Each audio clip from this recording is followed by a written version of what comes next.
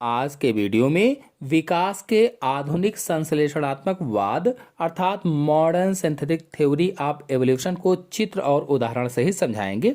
तो चलिए शुरू करते हैं। तो इस वाद के अनुसार जीवों की नई जातियां पुरानी जाति के जीन्स में परिवर्तन के फलस्वरूप बनती हैं। यानी इस बात में क्या बताया गया कि कोई भी जीवधारी है उसकी अगर नई जाति बन रही है तो कैसे बनी, पुरानी जाति के जीन्स में परिवर्तन हुआ या पुरानी जाति के जीन्स में चेंजेज आए तब नई जाति बनी। और जीन्स के परिवर्तन जीव जातियों में आनुवांशिक लक्षणों में परिवर्तन के लिए सक्षम होते हैं। मतलब ये कि जब जीन्स में परिवर्तन आ जाते हैं, जीन्स बदल जाते हैं, चेंज हो जाते हैं, तो परिवर्तन आते ही जो जीव जातियों में आनुवांशिक लक्षण होते हैं वह भी चेंज हो जाते हैं। इसीलिए कहा गया कि जीन्स के परिवर्तन जीव जातियों में आनुवांशिक लक्षणों के परिवर्तन के लिए सक्षम होते हैं। यानी जैसे जैसे जीन्स बदलता जाएगा वैसे वैसे उनके जो माता पिता से लक्षण आते हैं वो भी चेंज होते जाएंगे, यानी आनुवांशिक लक्षण भी बदल जाएंगे। और ये परिवर्तन ही उत्परिवर्तन कहलाते हैं, यानी इन्हें ही म्यूटेशन कहा जाता है। और उत्परिवर्तन क्या है, तो अचानक होने वाला परिवर्तन ही उत्परिवर्तन होता है। जीन्स में अचानक कोई परिवर्तन हो गया तो उसे ही उत्परिवर्तन कहा जाता है। कुल मिलाकर कहा जाए तो जीन्स पर आधारित परिवर्तन या भिन्नताएं ही वंशागत होती हैं। जो जीन्स पर आधारित चेंजेस होते हैं, परिवर्तन होते हैं, वेरिएशंस या भिन्नताएं होती हैं, वही इनहेरिटेड होती हैं या वंशागत होती हैं, यानी माता पिता से उनकी संतानों में जाती हैं। आपको बता दें कि इस कथन को नव डार्विनवाद कहा गया है, यानी इसे ही नव डार्विनवाद कहा जाता है। या हम ऐसे भी कह सकते हैं कि जैव विकास के आधुनिक संश्लेषणात्मक वाद को ही नव डार्विनवाद कहा जाता है। और इसे बीजमैन, हक्सले, हेल्डेन, डॉबझिन्स्की आदि प्रमुख वैज्ञानिकों का समर्थन प्राप्त हुआ है। तो विकास का आधुनिक संश्लेषणात्मक वाद 5 कारकों पर आधारित है। 5। पहला है भिन्नताएं, दूसरा है उत्परिवर्तन, तीसरा है प्राकृतिक वर्ण, चौथा है लैंगिक पृथक्करण और 5वां है नई जातियों का उद्भव। तो चलिए एक एक करके सबको समझा देते हैं। देखिए, पहला है भिन्नताएं। भिन्नताएं यानी वेरिएशंस। तो नव डार्विनवाद में केवल उन्हीं भिन्नताओं को महत्व दिया जाता है जो जीनिक ढांचे की भिन्नताओं पर आधारित हैं। यानी नव डार्विनवाद जो था या आधुनिक संश्लेषणात्मक जो वाद है, इसमें केवल उन्हीं वेरिएशंस को इंपॉर्टेंस दी गई है, उन्हीं भिन्नताओं को महत्व दिया गया है जो जीनिक ढांचे की भिन्नताओं पर आधारित हैं, यानी जो जीनी संरचना से भिन्न हुए हैं या जीन के अनुसार चेंजेस आए हैं।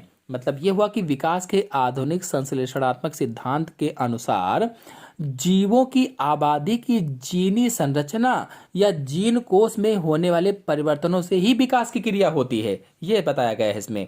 और जीन्स ही वंशागत की इकाई होती है और जीव के लक्षण गुणसूत्रों की जीन क्रिया पर निर्भर करते हैं। मतलब जीन ही वंशागत की इकाई है और जो जीव के लक्षण होते हैं, कैरेक्टर्स होते हैं, वो जो क्रोमोसोम होते हैं उनकी जीन एक्शंस पर निर्भर करते हैं। फिर अगला है उत्परिवर्तन यानी म्यूटेशन।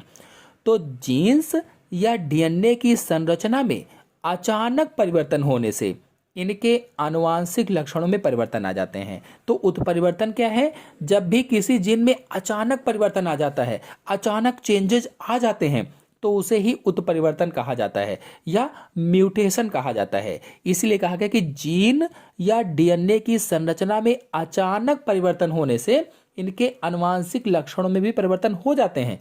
जब जीन में परिवर्तन होगा तो उनके आनुवांशिक लक्षण भी भिन्न हो जाएंगे या उनके आनुवांशिक लक्षण में भी चेंजेस आ जाएंगे। और इन परिवर्तनों को उत्परिवर्तन कहते हैं, यानी जीन्स में होने वाले अचानक परिवर्तनों को ही म्यूटेशन कहा जाता है या उत्परिवर्तन कहा जाता है। और इसके फलस्वरूप प्राणियों के लक्षणों में परिवर्तन होते हैं। जब जीन में उत्परिवर्तन हो जाता है तो प्राणी के लक्षण भी बदल जाते हैं, उसमें भी परिवर्तन आ जाते हैं, उसमें भी चेंजेस हो जाते हैं। अधिकांश उत्परिवर्तन हानिकारक होते हैं और बहुत कम व कभी कभी दर्शित होते हैं। फिर अगला है प्राकृतिक वर्ण यानी नेचुरल सिलेक्शन।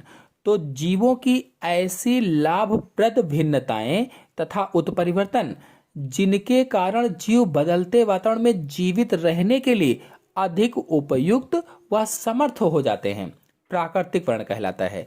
बताया गया है कि जीवों की ऐसी लाभप्रद वेरिएशंस, ऐसी बेनिफिशियल वेरिएशंस और म्यूटेशंस जिनके कारण जीव बदलते वातावरण में, जो वातावरण में चेंज हो रहा है, बदल रहा है, बदलते वातावरण में भी जीवित रहने के लिए अधिक उपयुक्त हो जाते हैं, समर्थ हो जाते हैं, उसे ही प्राकृतिक वर्ण कहा जाता है।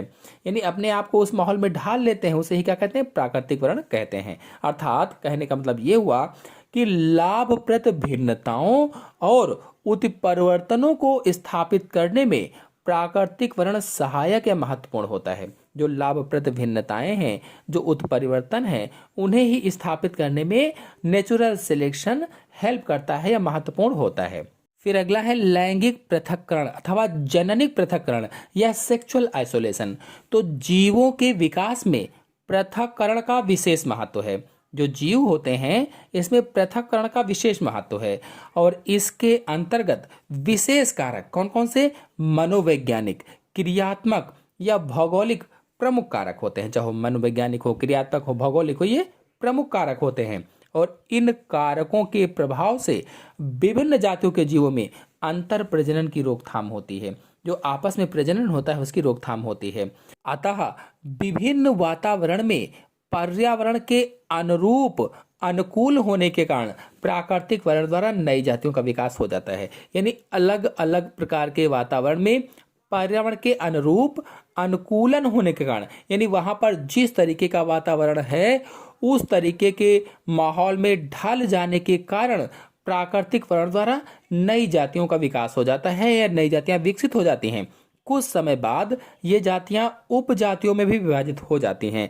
यानी कुछ समय के बाद ये जो जातियां हैं ये छोटी छोटी सब स्पेसीज में भी विभाजित हो जाती हैं, बढ़ जाती हैं और इन्हें डार्विन की प्रारंभिक जातियां कहा जाता है या डार्विन्स एसेंशियल स्पेसीज कहा जाता है। जैव विकास में कोई एक कारण प्रमुख नहीं है, अपितु प्रकृति में अनेक कारण संयुक्त रूप से कार्यरत रहकर जैव विकासीय परिवर्तन लाते हैं। अब इसमें कहा गया है कि अपितु प्रकृति में अनेक कारण संयुक्त रूप से कार्यरत रहकर जैव विकासीय परिवर्तन लाते हैं। तो इनमें से प्रमुख कारण हैं चयन दबाव यानी प्राकृतिक चयन वाला है, उत्परिवर्तन दबाव यानी म्यूटेशन वाला है, आनुवांशिक दबाव यानी जीन्स में जो उत्परिवर्तन होते हैं। तो ये तीन प्रमुख कारण हैं। तो आज के अंक में इतना ही। नेक्स्ट वीडियो में लैमार्कवाद और डार्विनवाद का तुलनात्मक अध्ययन करेंगे, अर्थात लैमार्कवाद और डार्विनवाद में क्या क्या अंतर होते हैं ये आपको समझाएंगे। तो आपको वीडियो पसंद आया हो तो वीडियो को लाइक और शेयर कीजिए। चैनल पर नए हैं तो चैनल को सब्सक्राइब कर लीजिए। धन्यवाद।